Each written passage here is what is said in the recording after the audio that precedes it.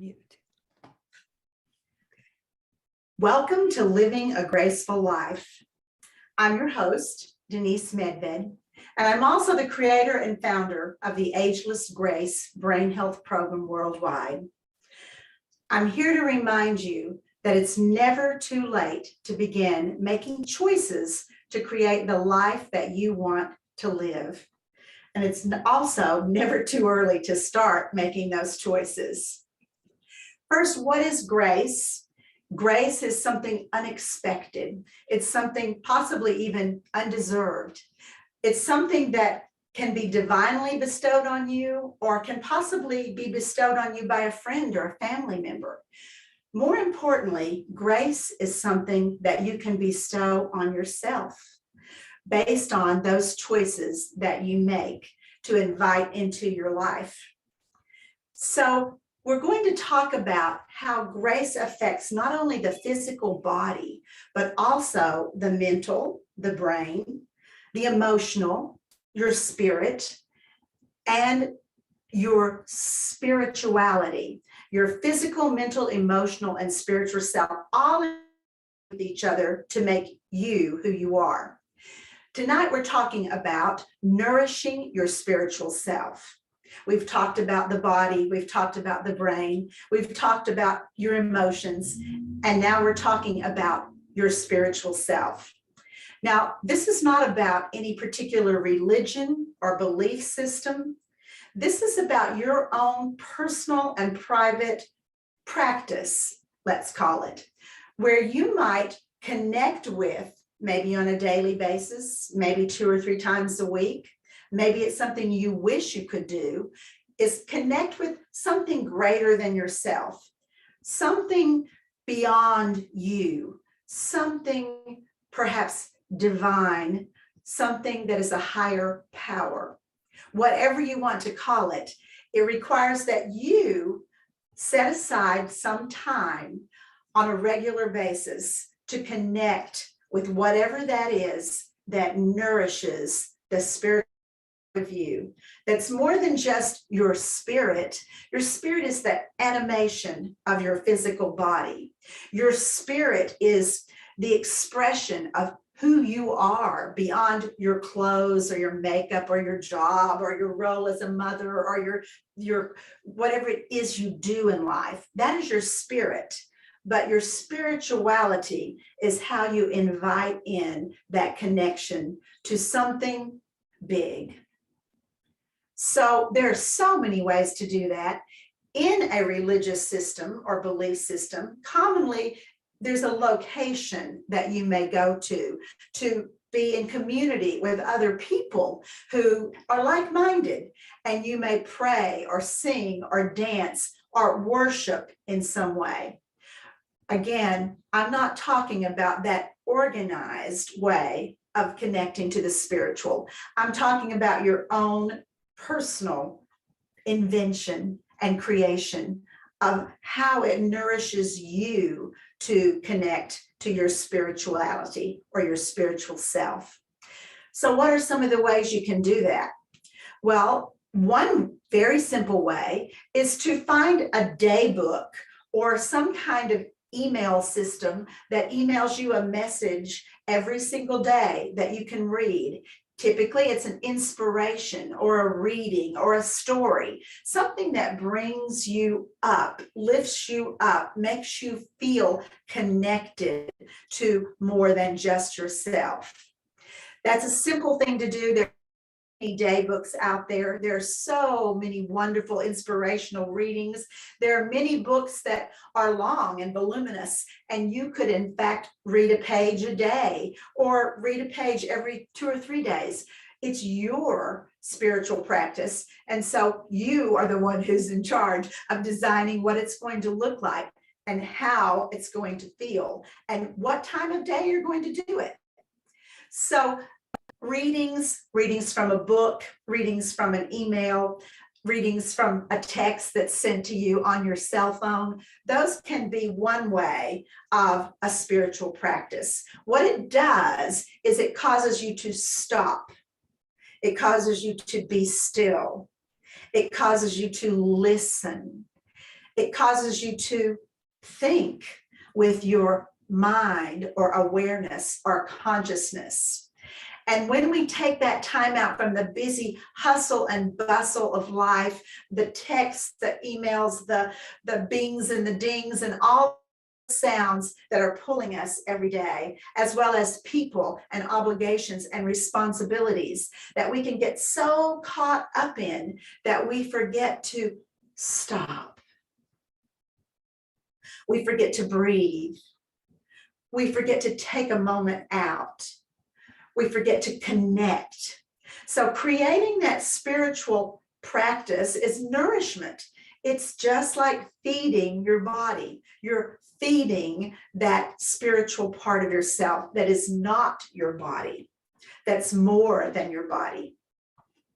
So journaling, reading is one way, and journaling is another way. Writing, getting a blank book and just taking time. How much time? 10 minutes? It doesn't have to be an hour, doesn't have to be a half an hour. Take 10 minutes. Maybe it's first thing in the morning. Maybe it's every afternoon at 4 o'clock. When you stop what you're doing or before you begin what you're doing and you write. And what do you write? It doesn't matter. Write the first thing that comes into your mind, whatever that may be. Look out a window and write what you see and why it inspires you. Look around your home and your surroundings and write about something you see. Why is that pillow on the chair? Does it mean something to you? Why does that plant that you have give you pleasure and feed you and nourish you? Why does that four-legged furry family member inspire you and give you love? Just write. Taking time out to journal is a wonderful way of connecting to a spiritual practice. Now, what about something else like perhaps walking a labyrinth? Walking a labyrinth has been a spiritual practice for hundreds, maybe thousands of years. They are all over the place now. It's literally a spiritual walk where you set an intention at the beginning of that walk. You could call it a prayer. It could be a request. It could be something that you want more of in your life or that you would like to make more time for in your life. And then silently, quietly, you walk that path and you take all of its turns and you follow the trail or the path of the labyrinth until you get to the center, however long that takes. And of course, that's up to you. And then you receive the gift that you have just given yourself. You have granted yourself grace in that moment to take time out and to connect.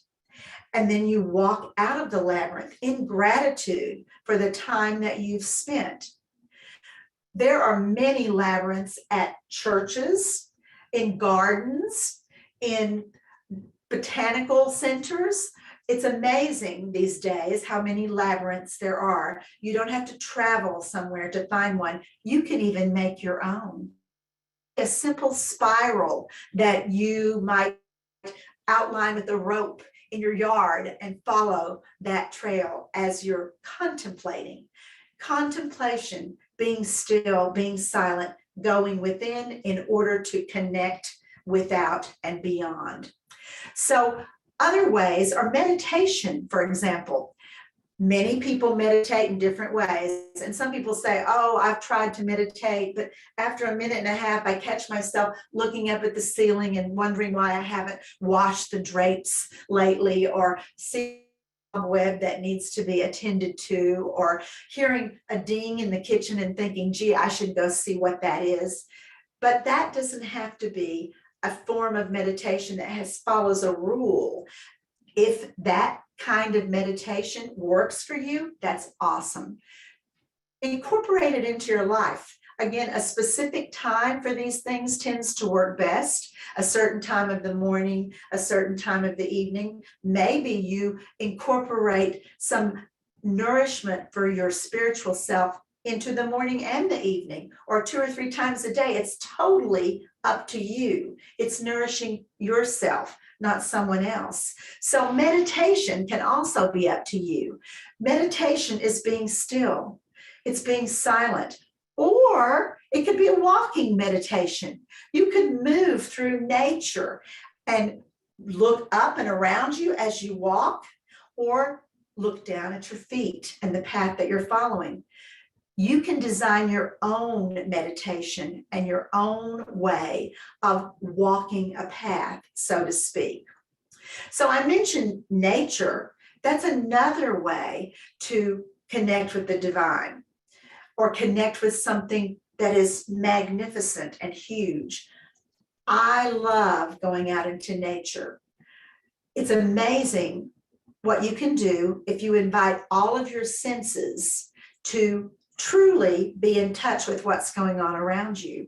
Needless to say, that doesn't work quite as well for most of us. If you go to a busy park where there are lots of people walking by, or where there might be people that you know calling out your name, or even with your dog, it might be pulling you in a certain direction or stopping you when you aren't ready to stop. Ideally, a walking meditation or a communion with nature is done alone, ideally in a silent or quiet place where you're not with lots of other people or there are not lots of other distractions. So, for example, go outside and what do you smell? Close your eyes and just smell the air. That's a form of being connected, right? What if you open your eyes and you look for every tiny detail? Can you see the acorn in that squirrel's mouth over there? Can you see that one particular leaf on the tree that seems to be waving in a breeze, even though other leaves aren't waving? Can you hear? Can you hear the call of birds? Or can you hear the sound of a dog barking in the distance?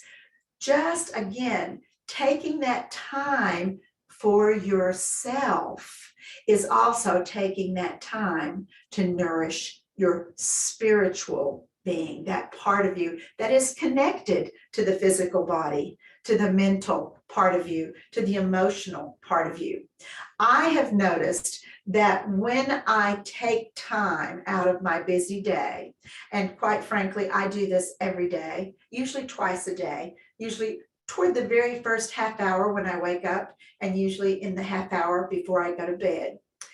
When I take that time and I do a reading, or I write in my journal, or I look out my window and perhaps write about what I see, or just contemplate what I'm seeing, or when I, for example, just take a moment and say a prayer or read a poem, I've discovered that what usually happens right away is that I feel calmer.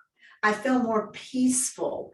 I feel more assurance that everything is going to be okay, regardless of what's going on in my busy brain, for example, thinking about this thing I have to do, or that thing I have to do, or what this person said yesterday, or what I'm going to do later today. What spiritual nourishment is being in the moment, right here, right now.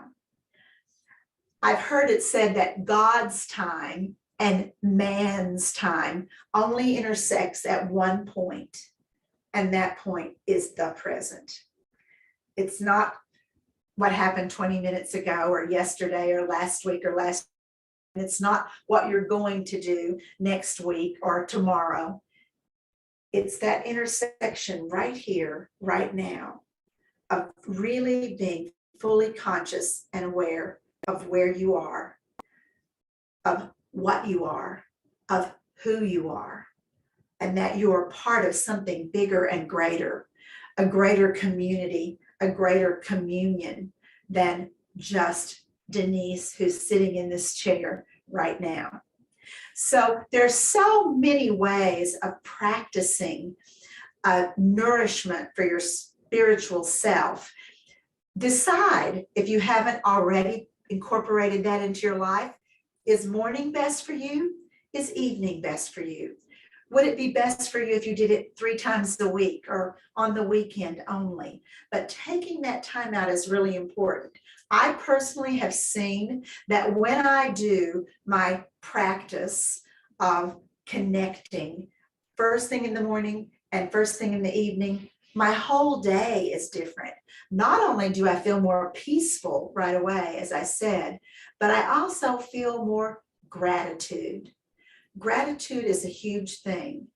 Gratitude can shift the most horrible day. It can shift the most urgent and pressing matter. It can shift the sadness, the grief. Gratitude can wrap everything that's going on in a blanket of comfort, in a blanket of hope, in a blanket of feeling and being aware of how truly blessed we are at any moment. There's that grace again, unexpected, undeserved perhaps.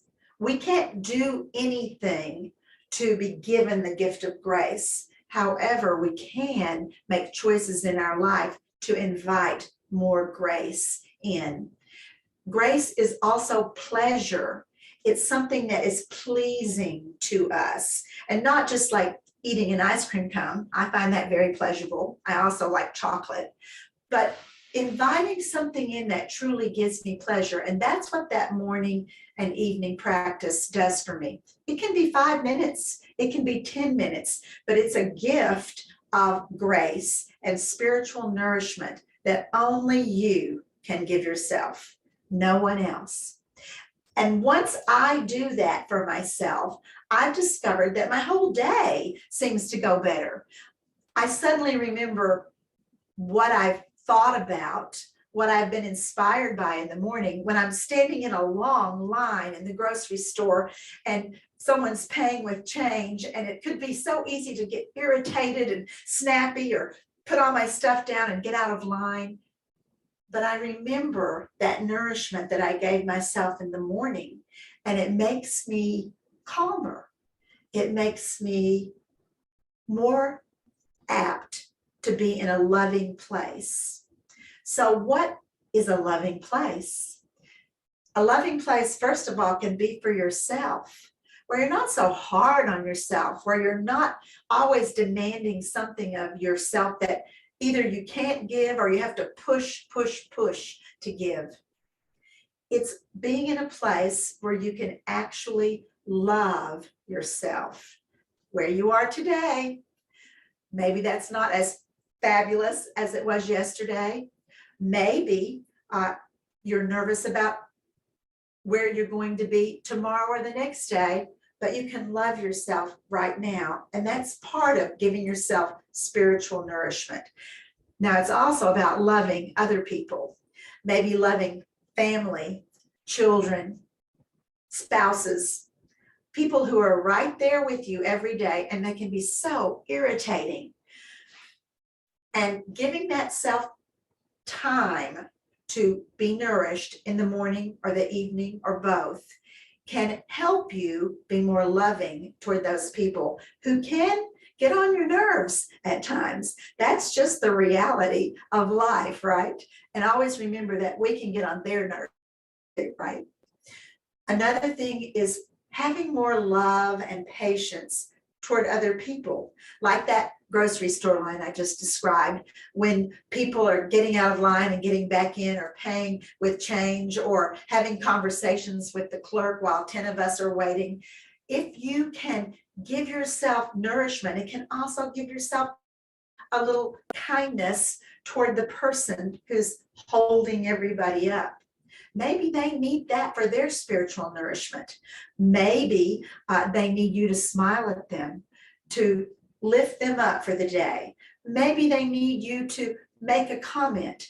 And when you have connected with that part of yourself that is loving and kind and compassionate, that is greater than who you are, then that gives you the ability to be able to look at that person and really see them. Just like you were looking at nature and really seeing it, or looking at your furry four-footed family member and really seeing them. Again, it's so easy for us to rush from one thing to the next. So easy to have so many things on our plate, on our agenda, on our calendar, on our cell phone. There's so many things that we can be busy with.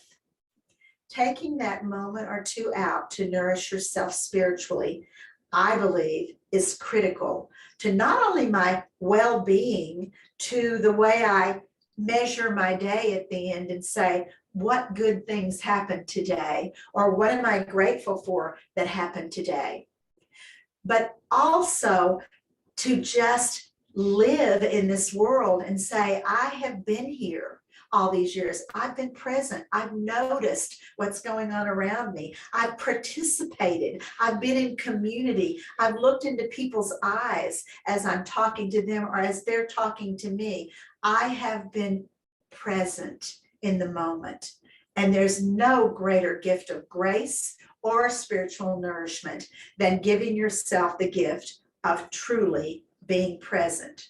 Now, most of us can't sustain that for the entire day or for hours even, but we can call it in over and over and over again throughout the day. A minute here, 3 minutes there, a reminder here, a reminder there. And before you know it, we are practicing being in the moment more than we have ever practiced it before. You can also give yourself reminders. It could be something simple like, every time I see the color red today, I'm going to remind myself to take a deep breath and be in the moment.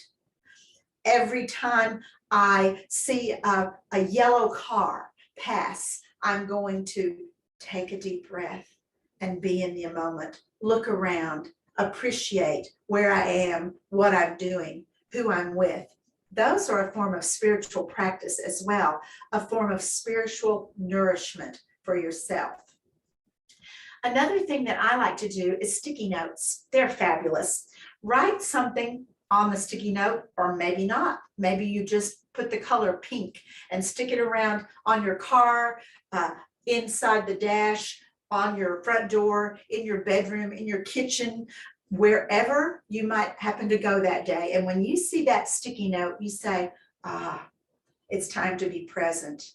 I was rushing from one thing to the next. Let me come in, let me collect and gather and be right here now. So those are just a few ideas of ways that you can start to incorporate a spiritual nourishment for yourself every day, or maybe you do one already. That's wonderful too. You might want to tweak it or add something new, because one of the things that happens sometimes with a practice that you do regularly is sometimes it becomes automatic. Sometimes it becomes just a thing that you do at this time every day, and you're not really getting all the juiciness from that moment, from that time that you take out for yourself. So tweak it a little bit, change it up, add something to it, do it in a different place or location in your home or in your yard or at a park. Make it a little different so that it feels new and fresh and awesome and wonderful. I always think about my dad when I think of the word wonder, because he was like a little child right up until he was 76, and his soul took flight, because he was always seeing the wonder in things. He'd say, oh, look at this. Oh, look at that flower. Oh, look at that butterfly. Oh, look at that woman's beautiful face. He was filled with wonder. And the reason I think that he had that wonder is that he woke up every day and he settled in to the present moment. And he went to bed every night and he settled in to the present moment. It can be a practice that also helps you with your sleep. I take that hour before sleep and I start to alert my brain that I'm winding down. Something's about to happen. It's called going to bed, going to sleep.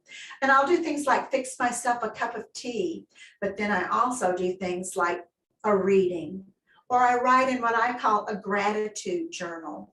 And you can just write 5 things that you're grateful for that happened today. And I'll be honest, sometimes the 5 things I write are things like, I'm glad this day is over. I'm glad I had a bed to climb into. I'm glad I have a cup of hot tea. Sometimes it is literally just a closure on my day. And then I think, boy, I am lucky. I do have a bed to climb into. I do have a cup of warm tea. I have blankets to keep me warm. I have a cat who's going to curl up and keep my feet warm and purr. The universal sound of peace, they say, is the purr, and I would tend to agree. So I hope this will inspire you all to think about inviting nourishment for your spiritual self into your life if you don't already, or maybe changing it, tweaking it, stepping it up a notch if you already have some kind of spiritual practice.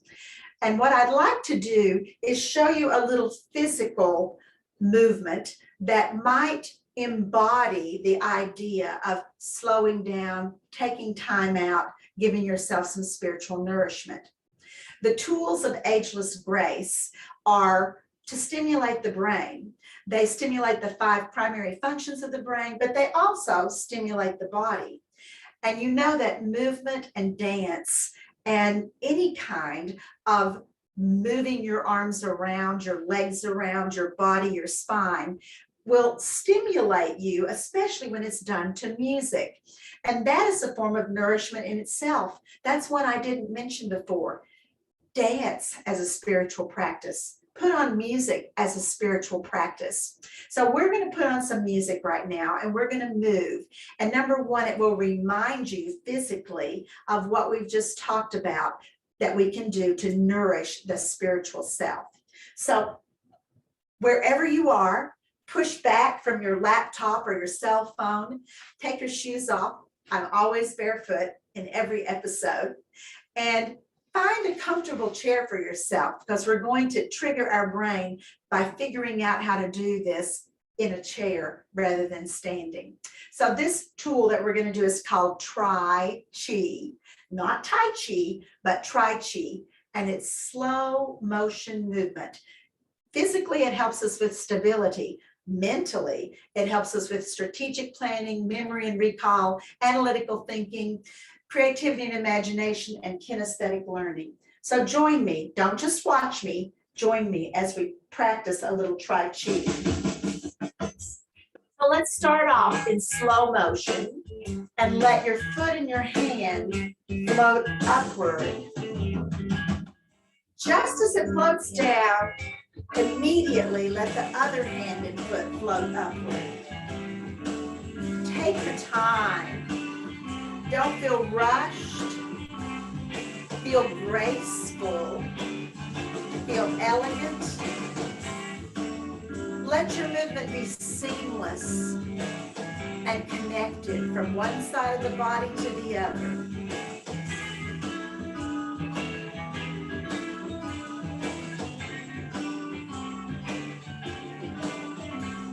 And now let's change the movement to the shape of a rainbow, up and over.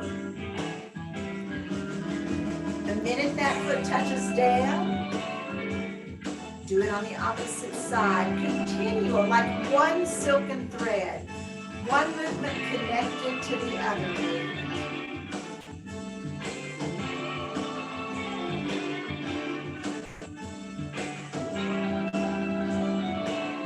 Now you could do anything when you practice this yourself, as long as it's in slow motion. How about both feet? Or we could even act out anything in slow motion. What if I acted out the idea of a race in slow motion? Here we go. Are you ready? Running toward the goal. Reaching for the finish line, extending yourself,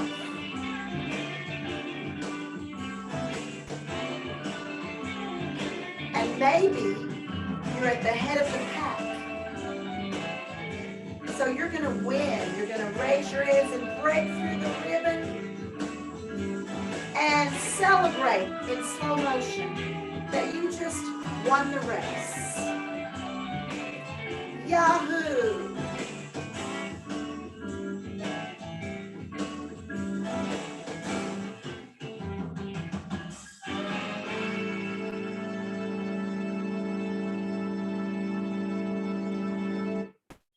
Well, thank you all for joining me. This has been Living a Graceful Life. And I'm here to remind you that it's never too late to begin to make the choices to create the life that you want to live. You can find out more about Ageless Grace at agelessgrace.com. Thank you.